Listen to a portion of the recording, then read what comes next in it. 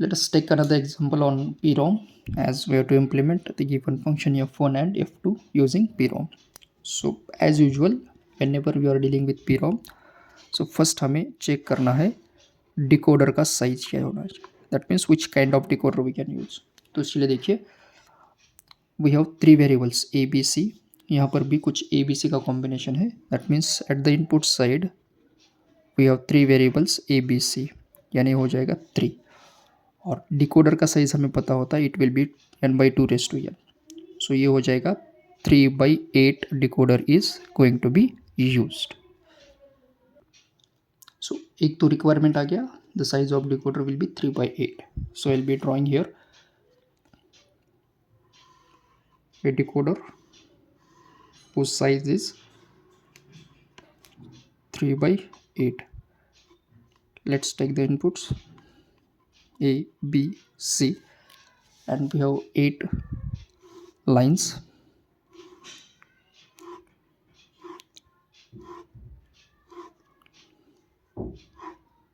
This is 7. So let's take 0, 1, 2, 3, 4, 5, 6, and 7. So this will be the schematic. But if I look at the functions to be implemented, तो हमें implement करना है एक तो F1 और F2, लेकिन हमें पता नहीं कि F1 कहाँ से कनेक्ट करना है, 0 to 7 के अक्रॉस कहाँ कनेक्ट करना है, सिमिलरली F2 कहाँ कनेक्ट करना है. तो इसके लिए हम इस वाले एक्सप्रेशन को कन्वर्ट करेंगे माइन टर्म्स के फॉर्म में. तो देखिए मैं यहाँ पर लिखूँगा F1 इज इक्वल टू, अब ये एक्सप्रेशन SOP फॉर्म में है.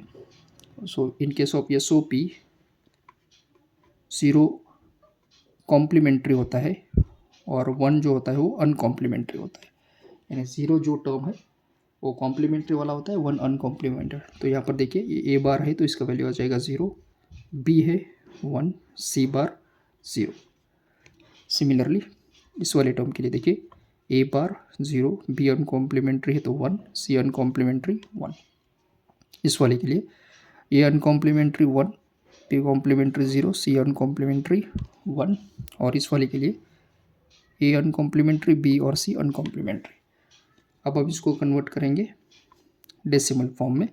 तो इक्वेशन आ जाएगा F1 is equal to summation M. 0, 1, 0 यानी 2 होता है, 0, 1, 1, 3, 1, 0, 1, 5 होता है और 1, 1 होता है 7. So we got F1 as summation 2, 3, 5, 7. ये हो गया. Similarly I will be come across F2. अब देखिए F2 के टर्म में जो एक्सप्रेशन है वो 2 वेरिएबल के फॉर्म में दिया है, लेकिन जो पूरा सेटअप है उसके लिए हमें 3 वेरिएबल चाहिए, नेमली A, B, C. तो इसके लिए सबसे पहले हमें इसको रिप्रेजेंट करना है 3 वेरिएबल के फॉर्म में. So I will be starting with this. First what is it, A into B bar. Let's suppose I am multiplying this with 1.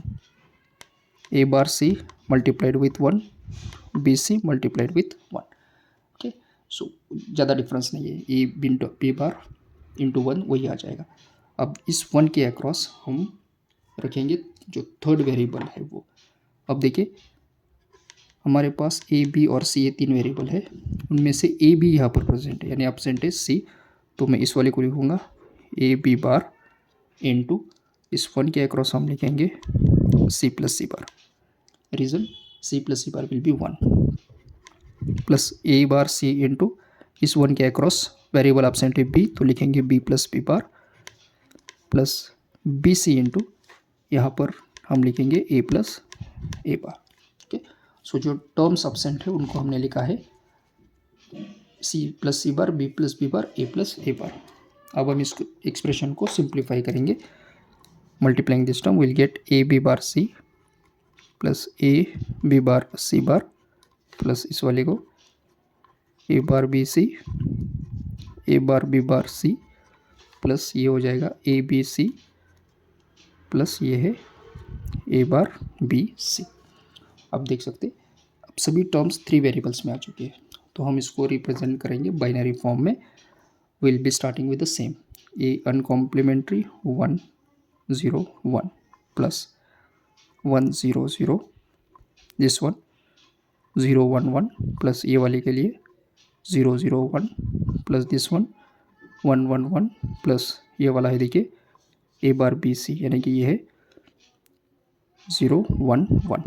Okay, और अगर हम ऑब्जर्व करेंगे तो एक टर्म जो है वो रिपीटेड आ रहा है, ये वाला ए बार बी सी प्लस ए बार बी सी। तो इसके जगह पे हम ए बार बी सी भी लिख सकते हैं। तो इन दोनों की जगह पे will get only one term as 0 1 1। अब हम इसको लिखेंगे in the form of summation. 1015 होता है, 100 होता है 4, 011 होता है 3, 001 होता है 1, 111 होता है 7।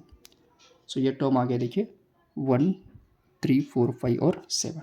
So we have converted them in the form of mind terms with 0 to 7. So let's start with the first. F1 is equal to the 2 3 5 7. So we'll add 2 3 5 and 7. This is our F1. In the same fashion 4 5 like this one. First mind term is 1, then we have 3 4 5 and 7, तो ये आ जाएगा F2.